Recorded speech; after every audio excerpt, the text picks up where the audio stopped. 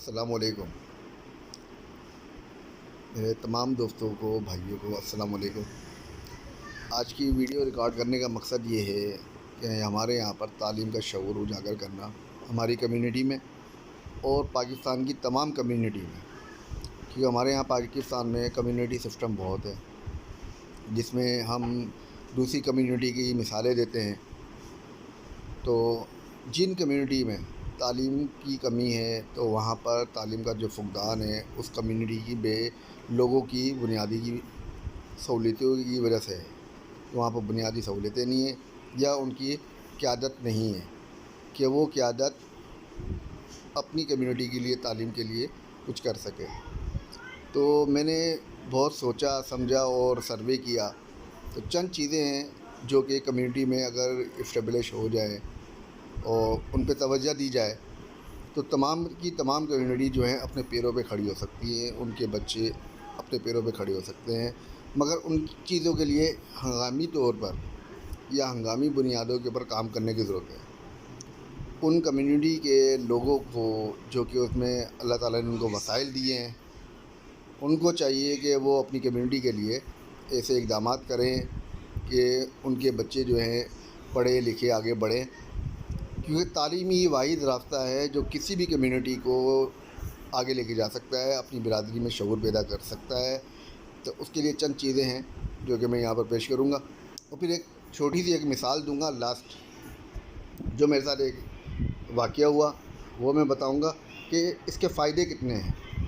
ठीक है, तो सबसे पहले तो मैं अपनी कम्युनिटी के लिए एक प्रोग्राम शुरू करने का इंशाल्लाह सोच रखता हूँ, इरादा रखता हूँ। उसमें आप भाइयों की, आप दोस्तों की, सबकी मुझे ज़रूरत है, सपोर्ट है कि आप ताउन करेंगे तो वो प्रोग्राम हो सकता है। तो मैंने काफ़ी रिसर्च करने के बाद, क्योंकि मेरे भी तालीम से वाबस्ता हूँ, 15 साल से मैं तालीम के शोबों को देख रहा हूँ, तो उसमें मेरी रिसर्च ये है कि हम अपने बिरादरी के, और ये मेरी बिरादरी तमाम बिरादरी के लिए यही है कि वो 8 पास करने के बाद बच्चा, 8 क्लास पास करने के बाद बच्चा जो है ना, उसकी काउंसलिंग की ज़रूरत है। उसको कैरियर काउंसलिंग की बहुत शदीद ज़रूरत होती है कि बच्चा 8 क्लास पास कर लेता है, उसके बाद उसका कैरियर बनने की उसको मंजिल तय करनी होती है। मगर हमारे यहाँ पर बदकिस्मती से उसकी तरफ तवज्जो ही नहीं दी जाती। बच्चों को पता ही नहीं होता कि मुझे करना क्या है। तो ये कैरियर काउंसलिंग के लिए हम कुछ प्रोग्राम भी करेंगे।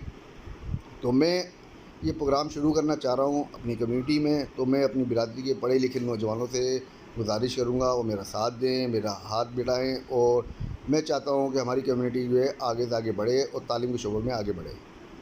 ठीक है, तो 8 class, 9 class, first year, inter, ये 4 क्लासों के बच्चों को, जो भी बच्चे हैं मेरी कम्युनिटी के, वो मुझसे रब्ता कर सकते हैं। हम एक कैरियर काउंसलिंग का प्रोग्राम शुरू करेंगे। वो दूसरा भी नीडी बच्चे जितने भी हैं, मैं तो ये कहूँगा, अभी तो हम नीडी बच्चों के लिए काम करेंगे।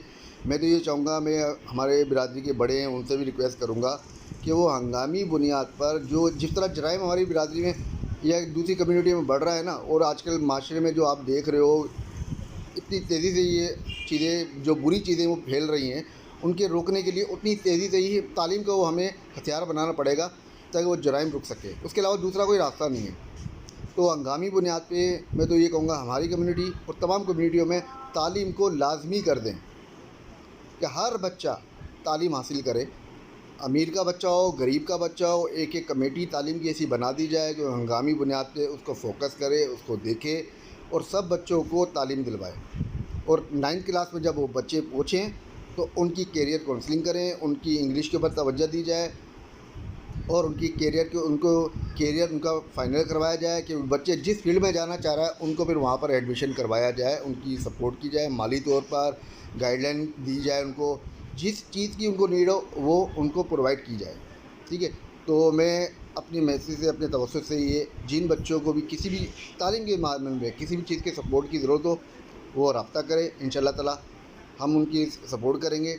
और अनकरीब जो ये है कि हम ये करना चाह रहे हैं, मेरे साथ जो मेरे साथी ये हैं, कि हम मेडिकल फील्ड में पैरामेडिकल स्टाफ के लिए जो मुख्तलिफ़ कोर्सेज़ होते हैं, जिसमें अल्ट्रासाउंड हो गया, ओटी टेक्नीशियन हो गया, फिज़ियोथेरेपिस्ट हो गया, लैब टेक्नीशियन हो गया या लैब असिस्टेंट हो गया, तो इनके ऐसे 6-7 कोर्सेज़ हैं जो कि पैरामेडिकल स्टाफ के हैं।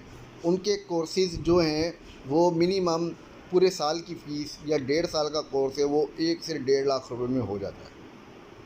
अगर मैट्रिक के बाद, इंटर के बाद अगर ये बच्चे जो कि मुख्तलिफ़ दुकानों पे 8,000 10,000 में काम कर रहे हैं, अगर वो ये कोर्सेज़ कर लेते हैं तो किसी भी अच्छे हॉस्पिटल में 18,000 20,000 25,000 में बाइज़्ज़त रोज़गार के साथ मुंसलिक हो सकते हैं, बाइज़्ज़त पेशे के साथ मुंसलिक हो जाएंगे, अपने घर की अपने आप की सपोर्ट कर सकते हैं। और ये कहानी यहीं नहीं रुकेगी।